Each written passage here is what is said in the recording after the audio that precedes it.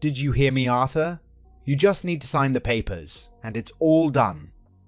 My wife, Annie, to whom I had been married for over 25 years, was talking to me. I was trying to listen, but her voice was getting further and further away, the more her rant at me was going on. It all started this afternoon when I came home from work. She was sitting at the table with a glass of wine and a determined look on her face. But, unfortunately, she only had one glass out for her, and she was drinking from that. For what was turning into a challenging conversation, she had not thought I might like, or with how the conversation was going, that I might also need a drink. I knew this would be bad as I sat down. She never asked about my day, just jumping right into letting me know that she was leaving me. Annie had found her soulmate, someone who made her heart sing like I never did, and I was no longer good enough for her. I was having a hard time hearing her. The problem was, as she was getting louder, her voice increasing in volume. To me, however, she was getting softer. Our story was pretty typical. Annie and I had gotten together in high school and stayed together. Our daughter, Sally, was born out 6 months after we got married. She wasn't the main reason we got married, but it was on the agenda. Today, we both had good jobs, while not rich. I would say that we were upper middle class. We had also paid the house off a few years ago and had a decent savings account. We often said we loved each other, took regular family holidays, and while we didn't have as much sex as we did when we got together, we still averaged a couple of times a week. I had thought we loved each other profoundly and would have said we were going to grow old together until this afternoon. Annie was still ranting. Her features were getting red as she continued to tell me what was happening. Arthur, look at me. It was getting hard to concentrate, but I turned my head to her. You need to sign these papers. She kept pointing down at the documents in front of me. Her voice was demanding, but I was having a tough time focusing. It was like the room's light and color faded away, even though the lights were on in the kitchen. In my head, I was upset, but my body was not responding, and the longer I didn't respond, the more furious Annie became. The last thing I can recall is Annie slapping me. I could not feel the blow.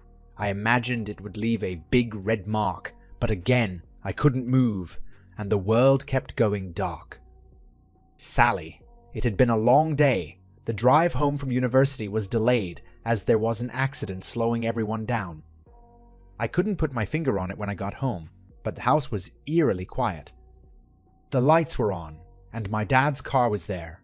However, Mum's was gone. When I walked into the kitchen, I threw my bag and books on the ground. Dad was sitting at the table. He wasn't moving, just staring into space. On the other side of the table sat an open bottle of Mum's wine and a mostly empty wine glass. In front of Dad sat a stack of papers with lots of those sign here tabs. I walked over to Dad and touched his shoulder from the back. Hey Dad, I expected him to turn or jump, but he didn't respond. I walked around and looked him in the face, and I couldn't help but gasp. His eyes had glazed over, almost going a milky white, and it looked like there had been tears falling from his eyes earlier, but he wasn't blinking. From his mouth was a trail of drool that was starting to drip into his lap. I felt panicked, Dad. Dad, come back to me, Dad. I couldn't help but start crying. After a minute, Dad still wasn't responding. I knew I had to calm myself. I spoke to myself. Slow down, Sally. Dad needs help. I pulled out my phone and called emergency. I let them know that I couldn't get my father to respond. They asked me for my details and address, and I gave them my name, Sally Other, and our home address. They dispatched an ambulance, letting me know it would arrive in around 10 minutes. For the next few minutes, I sat there and looked at Dad and held his hand. I talked to him softly, letting him know it would be okay. This man had given me everything growing up. He worked hard, but was always at my school events, musicals and ballet. When I was first learning violin, He suffered through hour after hour of ear-screeching practice, always encouraging me. Finally, he had put away enough to buy me a high-design violin for my 16th birthday. It was not the best out there, but it was better than the other practice ones I had. 5 years later, I was at university studying music with a focus on strings and violin. I had 2 other better violins, but that one had a special place in my heart, as it was from Dad. I wasn't sure what to do while I waited. Why was Dad like this? What had happened? And I had no idea where Mum was. It was then that I looked down at the paperwork, and the words petition for divorce jumped out at me. What the fuck? I read the first page of the document for a couple of minutes, and my skin started crawling.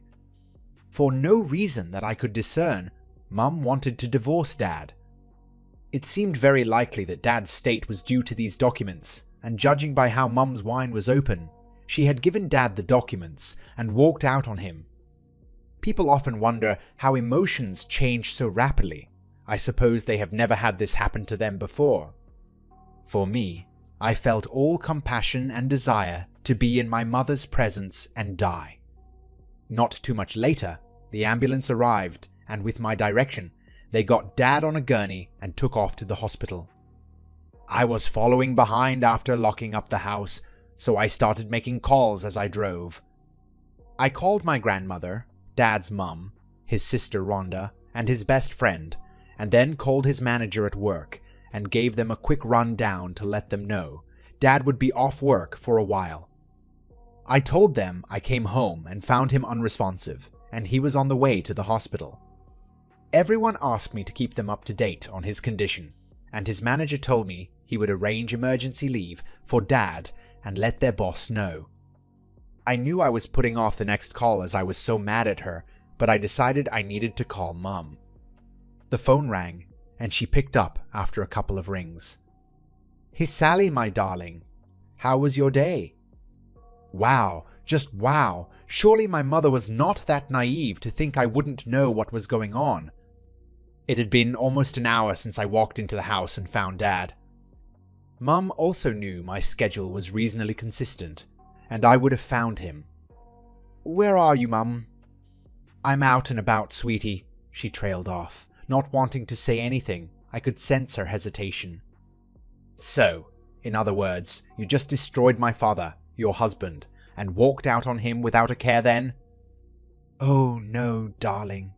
I tried to explain to your father about Paul and what was happening, but he wasn't responding, so I thought it better to leave and let him process how we are not going to be living with him anymore."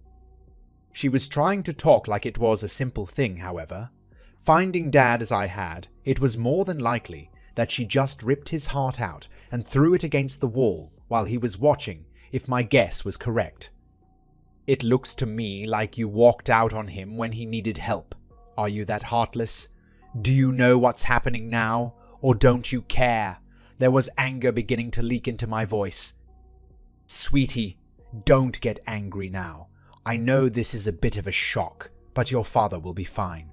I will only ask for what is mine, as well as some support, while Paul waits to marry me."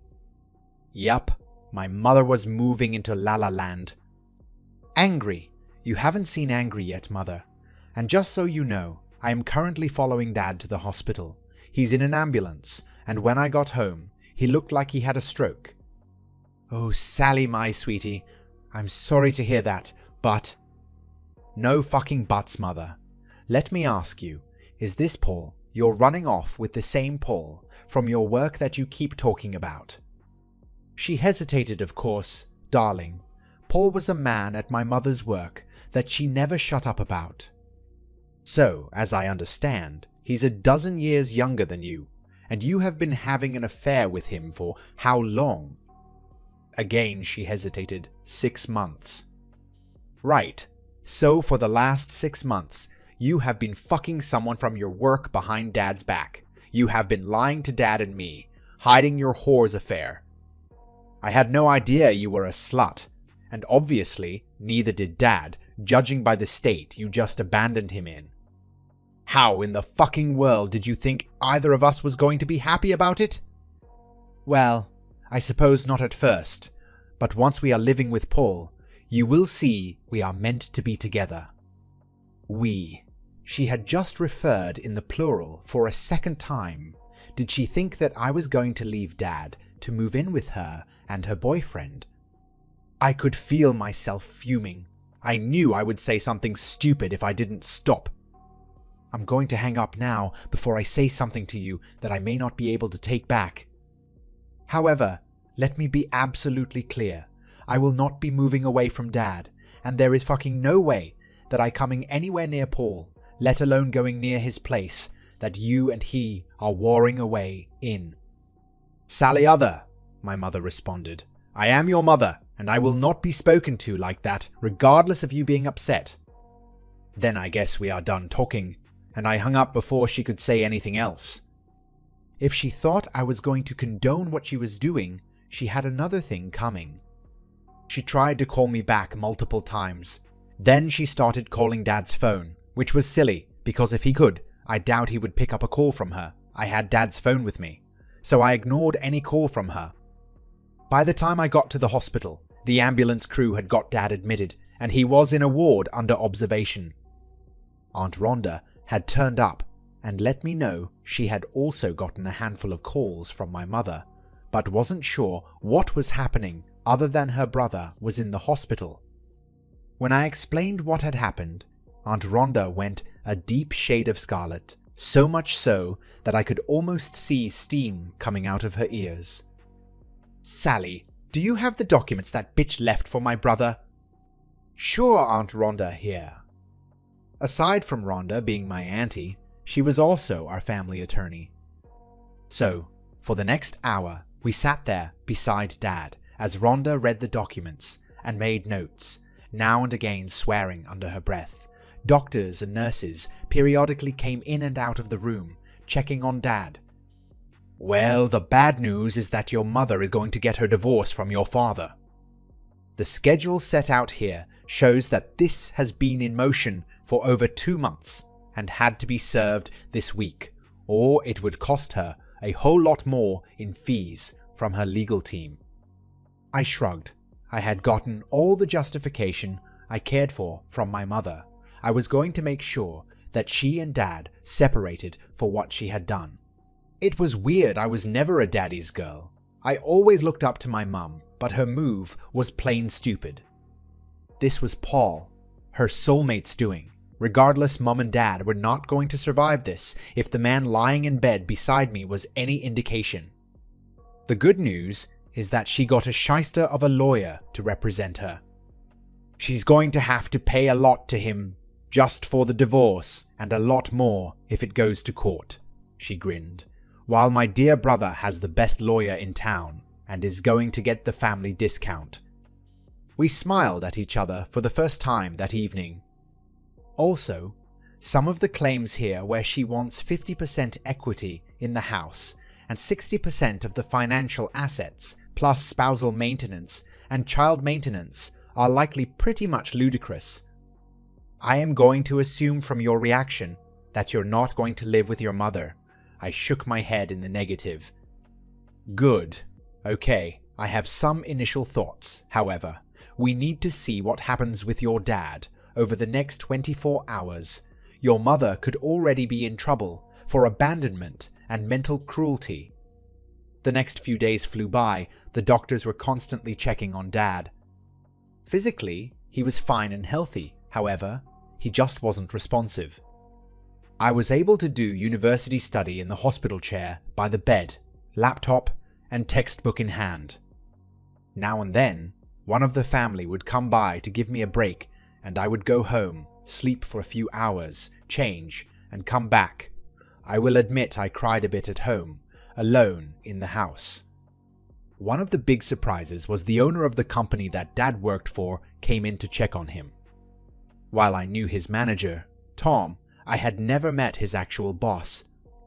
Tina Williams was a striking woman, voluptuous without being fat, tanned skin, dark raven hair, and with blue eyes that I could say would smolder, causing any man alive and likely a few women to swoon.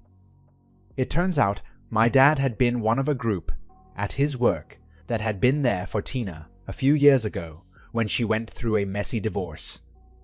Her cheating ex-husband tried to take her for most of their savings and had almost gotten half her business before Dad introduced her to Aunt Rhonda.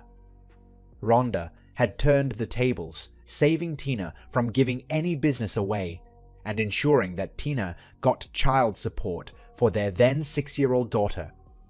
Tina came by several times and was aghast when I told her the general summary of what had happened and why he was here in the hospital. She brought cards from everyone at Dad's work and would sit and hold his hand and tell him stories from work while he was away. It turns out that my dad was a bit of a joker in the office and everyone was missing his antics. I should let you know that Dad is an accountant by trade and works for one of the financial clearinghouses that help banks process payments to financial institutions. It can be tedious work, but apparently my dad makes the workday just that little brighter for everyone. One afternoon, about 2 weeks later, I had just come back from a shower and a nap at home. When I walked into the ward, Rhonda and Tina were finishing a conversation. I could tell it had been a little heated. However, their ire was directed at my mother, not each other. My mother had written a letter of demand to Tina to access all of Dad's bonuses over the last few years. It didn't matter that the money had already been paid. The letter required that she receive 50% of them into a nominated bank account within 30 days, or she would be suing Tina. Aside from the stupidity of the claim for monies already paid, it sounds like she and her new beau are strapped for cash since I have frozen all of the joint assets, while Arthur is checked out, Rhonda was saying, a very predator grin on her face. I laughed, announcing my presence. Yes, this morning I got my first communication from Mum in 2 weeks, a text message asking if I could give her a few $1,000s. I have not responded, as I am still pretty upset with her. I mean, she has never once inquired about Dad since I told her what she did to him. Tina had become very defensive of my dad over the last couple of weeks. Whenever my mother was mentioned, her eyes would narrow and her voice would jump down, an octave denoting her profound dislike of any other. It was almost like I could see flames appear around the edges of those smoldering eyes. I just hoped that she never had to sit in a room with my mother. I was afraid that she might burn her to a crisp. I might not like my mother much right now, but she was still my mother. She has destroyed the most wonderful man, Sally. If it weren't for your father, I would not have my Clarice or business. So many of the office team helped me at one of the lowest times in my life, but your father spent time listening to me. He never judged my ex-husband or me. He just let me talk. No one has ever really done that without offering an opinion. He introduced me to your aunt here, making sure I was looked after.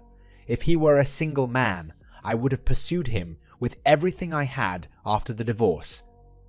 I shrugged and let a smile light my face. He won't be married much longer. That brought about realization. Shown on their faces, Rhonda giggled and Tina smiled. Thanks, Sally. I needed that. I still can't believe what your mother has done to him, or that she cast aside such a great guy. I need to get going to the office, but before I do. Tina walked over to my dad and, while Rhonda and I watched, bent over and gave him a gentle but heartfelt kiss on the lips. She looked up at us and smiled, but her smile disappeared into shock a moment later when my dad groaned. Arthur, as I woke, I could feel soft lips on mine, just the right amount of pressure, and there was a gentle and tender intent behind them that conveyed affection that I had not felt in a long time.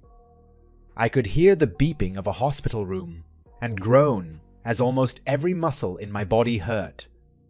I expected that Annie would be standing over my bed as I opened my eyes after such an affectionate kiss, but standing there was Tina, with a smile on her face. "Tina, From the other side of the bed, Sally and Rhonda approached. "It's okay, Daddy. You are going to be okay, you hear." My memories caught up to me a moment later, and I realized that Annie was leaving me, or more likely, had left me. What happened? For the next few minutes, the three of them brought me up to speed on how Sally had found me unresponsive and called an ambulance, how she found the divorce papers, finding out that Annie had been cheating on me for months. I found out how Annie had threatened Tina once Rhonda locked our finances until they knew what was happening to me. "How long?" 2 weeks, Arthur," Rhonda replied. I looked at Tina. You kissed me." Tina blushed. "Yeah, sorry, I was about to head back to the office and was saying goodbye." I smiled. "No, it is okay, I guess I'm on the market, so I think it's okay." Over the next few hours, a litany of doctors came through checking on me. Physical checkups, blood tests, the works. Tina cancelled her visit to the office and stuck around, as did Rhonda and Sally. Among the doctors that came through to see me was a psychologist. As he prodded me, I told him how I came home and found Annie drinking alone, and she told me she was leaving me. Then, as she got more forceful, I told him how the world started to lose color, light and sound lost their adhesion, and I found it hard to move my body even though I was getting upset. I had the final memory of Annie slapping and yelling at me, but I couldn't understand her words. The girls all collectively gasped at the revelation of Annie beating me while I could not respond. "Daddy, what time do you think it was when you stopped being able to respond?" "I would say it was around 5:30, baby. Why?" "Because it was after 7:30 when I got home and found you, and there was no red mark on your cheek, so I am assuming that Mum must have left you there alone for quite some time." The psychologist chimed in. "It's not unusual for someone in your situation to be abused while you're unresponsive, and in your case, I would say that you went into some type of shock upon hearing your wife's declaration of leaving you. Granted, this is a much more extreme case than we usually hear about, but it does make sense." Rhonda spoke up. When Arthur was young, there was a bully a few years older than him. He teased Arthur quite a bit, and one day one of the neighborhood parents found Arthur lying on the ground in one of the local parks. From what our parents told me, they put him to bed and he woke up the next morning. No one ever overthought it, as he woke up regular as clockwork the next day, but it did happen. I nodded. I remember that Billy had been pushing me around and teasing me in the park. After a while, I didn't know what happened, but when I woke up, Mum and Dad told me I had passed out and someone brought me home. When I told them about Billy, they went and spoke to his parents. The next day, Billy came up to me at school and said sorry. I chucked at the memory. I don't think he was, but he never bothered me again after that day. "Well, I think we perhaps have some precedents here," the psychologist mentioned. "In a lot of ways, the mind is still poorly understood. However, if something like this has happened before, it does make sense. It could happen again." I frowned. He smiled. "I wouldn't worry too much. With the love and attention of these 3 lovely ladies, even if something were to happen again, I think you will be well looked after." We spoke for a few more minutes before he excused himself. I also found myself tired. That might sound strange for someone who had just slept for the past 2 weeks, but I was. So I sent all 3 girls home for some rest and told them they could come to visit me tomorrow and make sure I was okay. The following 2 days got me back into life. Tina brought me a work laptop and a few simple issues to solve with instructions, only to do them if I was bored. Rhonda dropped in primarily to run through her amended divorce documents and to get me to sign a few documents so she could get to work on ending my marriage to Annie. Rhonda also brought a young detective, Karen Hill. Detective Hill interviewed me for over an hour about my experience that night with Annie. She thanked me and let Rhonda and me know that we would receive her report in a few days. I wasn't sure if we were filing a complaint against Annie. Finally, however, Rhonda told me to leave it all to her, kissed me on the forehead, and left. On the afternoon of the second day, following my wake-up from what Sally was calling my checkout, I was released to go back home. Sally escorted me out, and I was surprised when Tina met us at the door and helped Sally escort me to her big suburban SUV. Tina stayed that night for dinner. We ordered takeout. She helped to clean up, then stayed around to watch TV with us for a couple of hours. When she went to leave, Sally hugged her and then made sure that I walked her to her car. Tina, thank you so much for everything you have done these past few weeks. I don't know how I can repay you. Well, in a few weeks, when you're feeling back on your game, you can take me out for dinner and dancing. I blushed. Here I was, an afternoon out of the hospital, and the woman whose kiss had woken me up was asking me out. But she was good looking, and I was, according to Annie, to be a single man again. Okay, next Friday night after work, that gives me almost 2 weeks to get myself back to normal? She nodded and came and gave me a big hug. It lingered a little longer, and I sensed more of a hidden meaning. As she got into her car, I found it funny that I wondered for a moment the name of the woman I had been married to for almost 25 years. For the next few days again, I had Sally, Rhonda, and Tina buzzing around me, making sure I was okay. It was nice to be looked after like that. However, the news that Rhonda brought me caught all of us a little off guard that Friday afternoon. So this afternoon, Annie was arrested, she stated. What happened? I asked.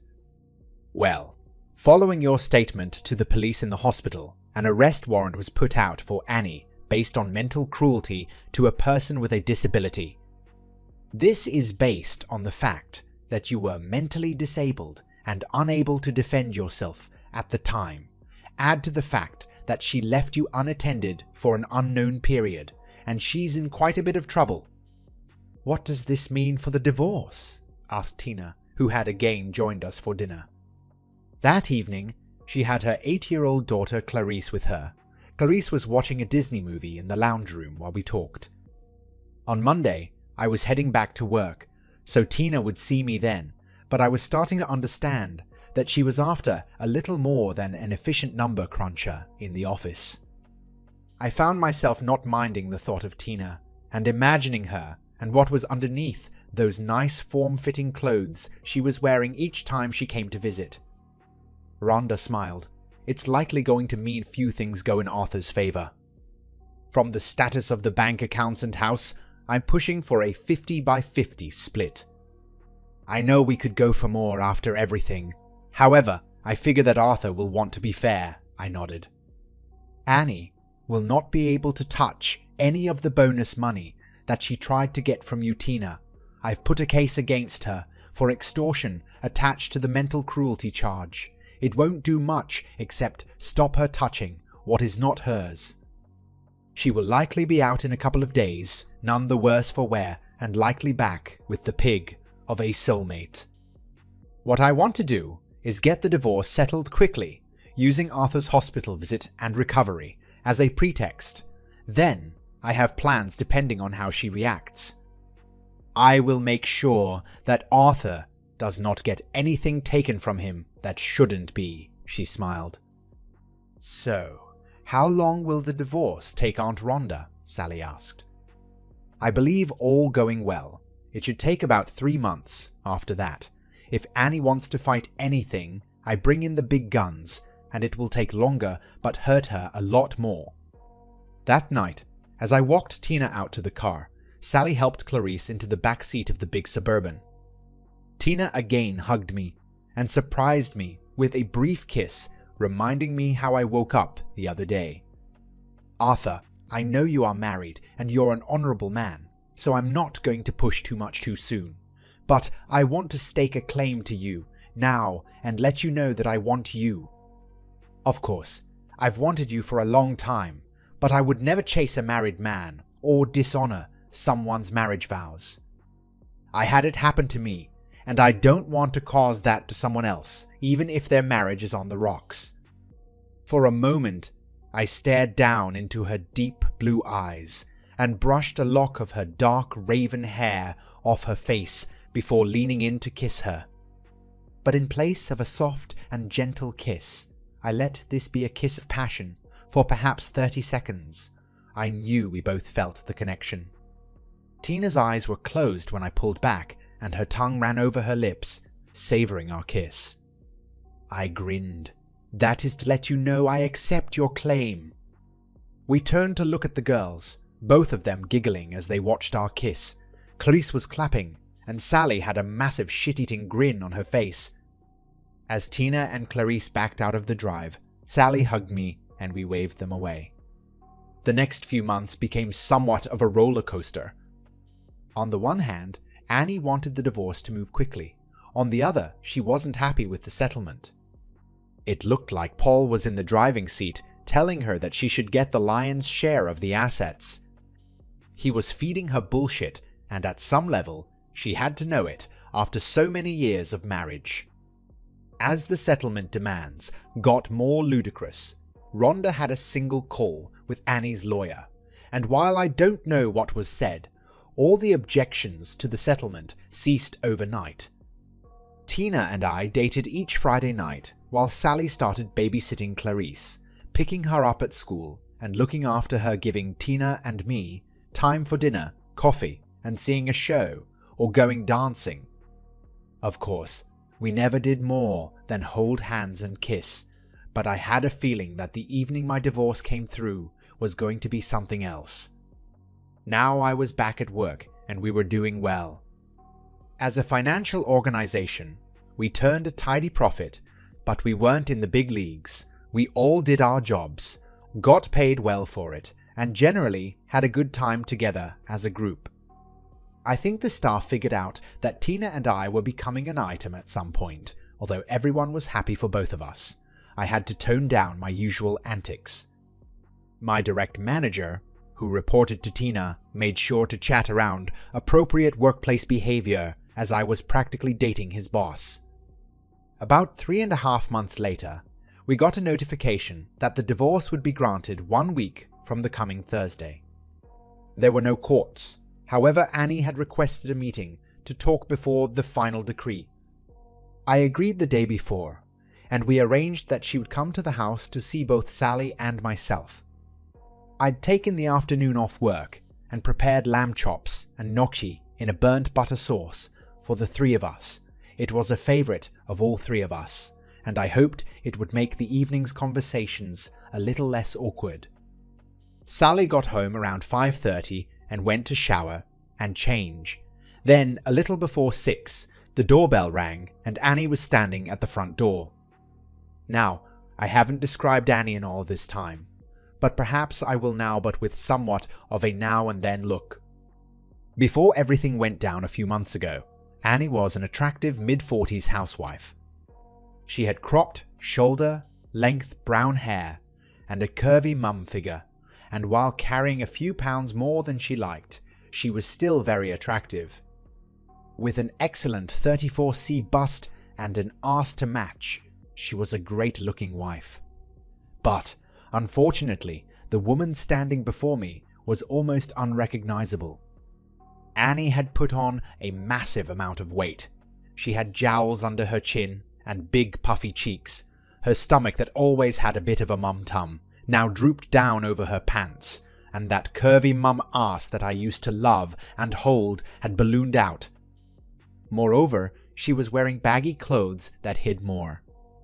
Now, I am not against more significant people, but that wasn't Annie. I think my shock at her body showed on my face. Annie grimaced, but said nothing. Hello, Annie. Please come in." We walked into the kitchen, and I offered her a glass of wine, which she accepted. We made small talk for a few minutes. She asked about work, and if I was taking care of myself. I asked her about work, and didn't bother with the looking after herself comment. "It's what Paul wants. He didn't like how thin I was, so we've been working on bulking me up," she mentioned the unspoken question. I frowned. For over 25 years, I had loved this woman, yet despite what she had done to me, I still had a lingering concern for her health, even if it was greatly diminished. You don't approve, do you? She looked at me. No, Annie, I don't. When we were together, you were a good size, healthy. But, I'll be honest, I am shocked at your appearance. You're not looking well, and if I weren't so hurt by what you did, I would be more concerned about your health and try to help you. But you don't care, do you? Her face dropped.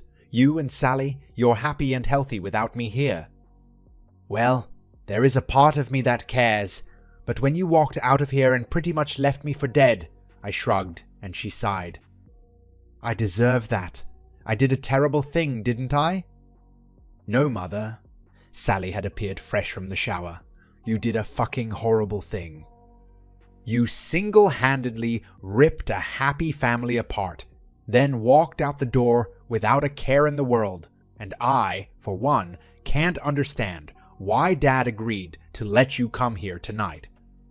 Sally, settle down. Your mother knows the situation we are in, and how unhappy we all are. Coming here has got to be hard for her. She has asked for this meeting tonight, so I thought the least we could do is be grown up and hear her out. Sally wasn't happy. From what I understood, just like me, she had not spoken to her mother since that fateful day. The way my daughter was looking at her mother. This would not end well for anyone. Time to change the topic. I tried to sound happy. Difficult conversations are not good right before dinner, so let's eat first. So I served dinner, and no one spoke. However, there were many glances at each other across the table, and Sally just plain glared at her mother the entire time. After dinner, I cleaned up the table, and Annie asked to speak to Sally alone first. No fucking way. You can say what you want to me in front of both of us. I was split, but I could see that Sally was determined not to be left alone with her mother. I think Annie could see that too. The look in her eyes was exactly what her mother did to me that fateful night. She nodded. Annie took a deep breath. She didn't want to do this in front of me, but she looked at Sally. Well, Sally, I wanted to ask you to forgive me for what I did that night. I didn't think things through correctly, and despite everything, I don't want to alienate my daughter forever. Annie looked at me. There is more, but I would prefer to say it in private, not with your father present. Sorry, Mother, but if you can't say it to both of us, then I don't want to hear it. With that, before Annie could do anything more, Sally got up and walked away. A moment later, we heard her bedroom door slam. I wanted that to go better, Annie said softly, more to herself than me. I think it went rather well, all things considered, I replied to her, letting her know I heard her. Really? Yes, really, I sighed. Annie, you need to understand that right now, no one living in this house likes you very much. She went to reply, and I held up my hand. Let me finish and lay it out for you. First, you have a long-term sexual affair with someone, then hide it from both Sally and I. Next, you serve me with divorce papers without warning, and when I go into checkout mode, as Sally is calling it, you yell, scream, then slap me. Annie looked like a deer caught in headlights. Yes, I was aware, and I have memories of most of that time until a little after you hit me the first time. You then at some point walk out on me when I am unresponsive and leave me there until Sally comes home and finds me in the same state. Annie was now looking panicked. When Sally calls you, you show absolutely no concern for me when your daughter is in obvious distress about her father. You never once inquired about my health until tonight, made unreasonable demands of my workplace, and when you walk in here, it's still all about you. You ask Sally to forgive you, yet at no point have you said you are sorry to her. I paused just a moment to see if it would sink in. Yes, Annie, I think with all of that, said it went really well. Annie was now looking at the floor, and there were tears in her eyes. They weren't yet hitting the floor, but they were threatening, I didn't know if they were for Sally, myself, or just still all about herself.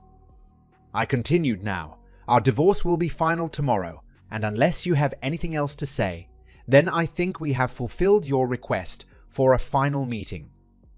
I walked to the door and opened it. Annie looked at me and walked out. Once over the threshold, she turned to look at me. Arthur, we did have some good years, didn't we? Yes, Annie. Most of our time together was amazing. You were a great lover, a caring wife, and an adoring mother. I don't know what this Paul character has done to you, but I don't see any of the woman I fell in love with within the person standing in front of me. All I see is a lost being who has been manipulated by someone to become overweight, selfish, and care nothing more for the people around them than what they can give you next. She was again looking at her feet. You really mean that, don't you, Arthur? Yes, I do. She turned to leave, then turned back one last time. Arthur, about the house. Paul told me I needed to ask. So that's what this visit was all about. It was nothing about reconnecting with her family. It was just about money. I laughed. Annie looked at me, perplexed as to why I was laughing. Go tell your soulmate that you will have your part of the savings and the equity that was in this house in the bank account that your lawyer gave to Rhonda, this time tomorrow, and Annie. She looked at me. Guard that money against Paul, or you're not going to have it long. The following morning brought the final decree. Annie and I were no longer husband and wife.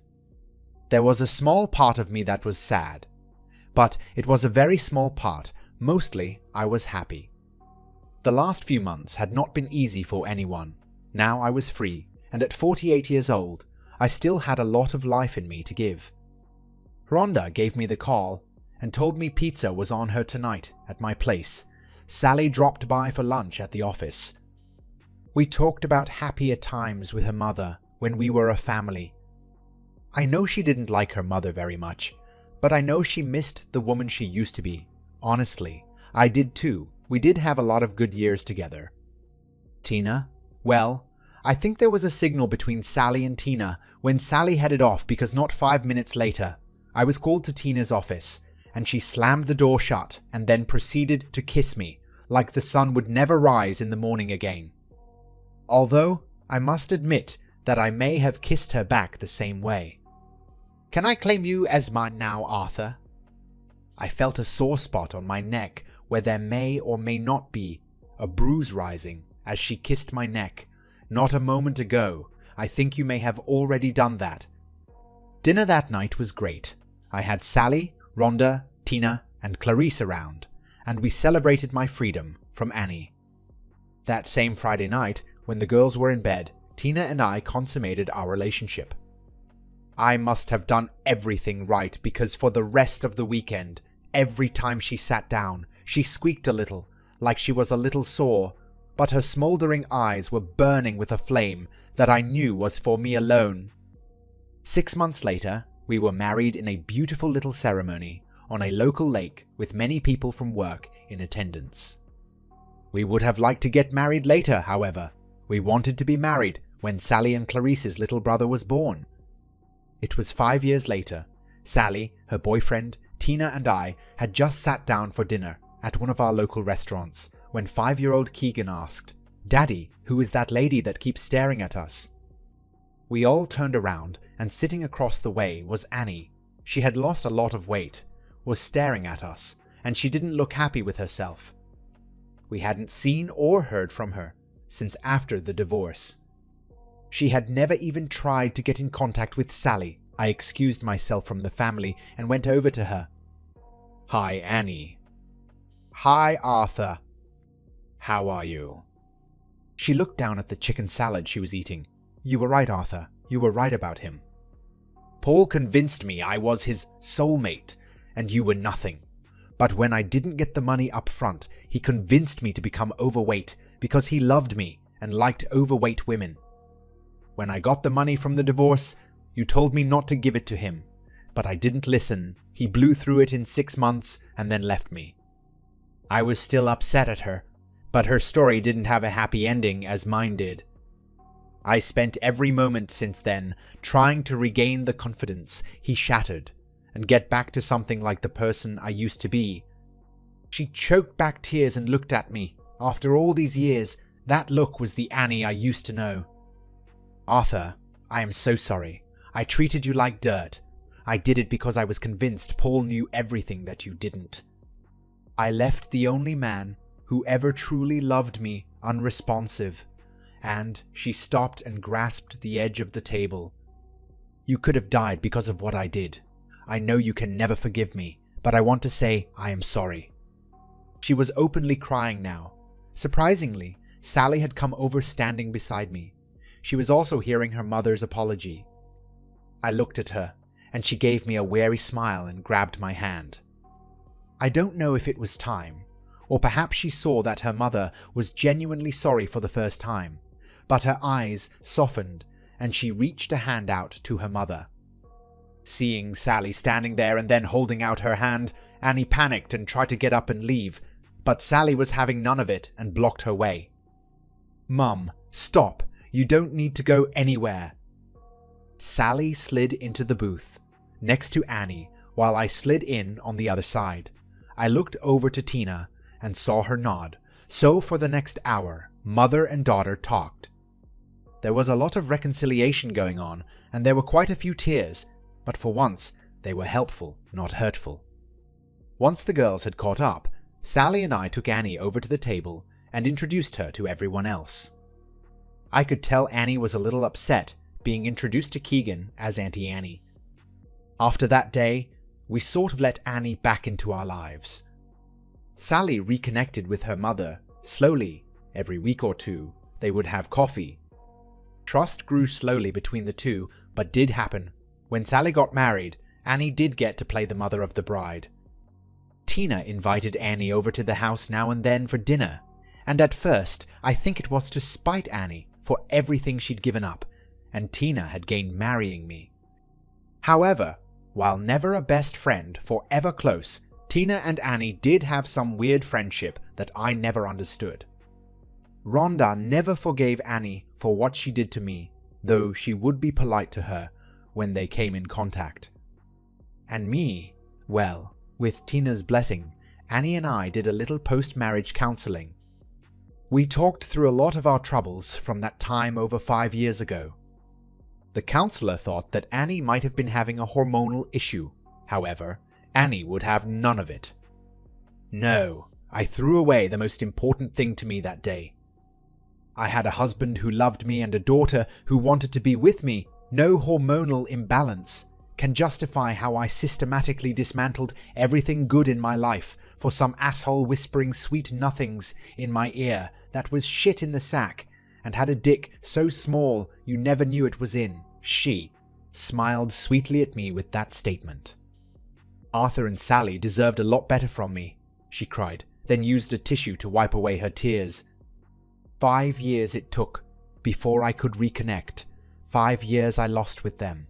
I thank God every day that Arthur has let me back in his life, and Tina too. She blushed at the admission. She had every right to hate me, yet has treated me warmly every time we meet. No, she got lucky getting everything I threw away, and I will pay for that for a long time. Annie got a lot more out of those sessions than I did. It was valuable to validate that neither Sally nor I did anything to cause Annie to leave us, and she was right. Tina had picked us up and made us a much stronger family. They say that people pay for their mistakes if they make them long enough. Well, Paul did. He moved to the next state over and again, tried to steal a married woman and her money. However, this time, the husband caught Paul with his wife and turned him into a eunuch. The husband got 10 years, but it sounded like he would be out soon if the rumors from Rhonda were true, who was now representing him. Tina and I are still very much in love. I never thought I could ever love as much or as deeply as I had Annie, but Tina proved that wrong. Tina not only gave me her love, but gave her very soul. without reservation. We still work in her company, and I am still in the same job. We have our ups and downs, but never let anything get in the way of communicating when it matters. Her body is still outstanding, and we make love often. We have even made love in some exotic places while on holiday. Usually, it just takes one look and I'm locking the bedroom door and ravishing her. One time, we had just finished making love. We had showered and dressed, and when we came into the kitchen, we found Sally and Annie talking.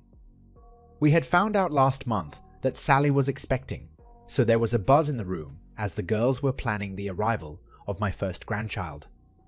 "My goodness, Sally, you would think these two were teenagers the way they act." "Tina, you need to tell me what you are feeding Arthur. Maybe I can get some of it to feed Fred." The girls all laughed, and I blushed.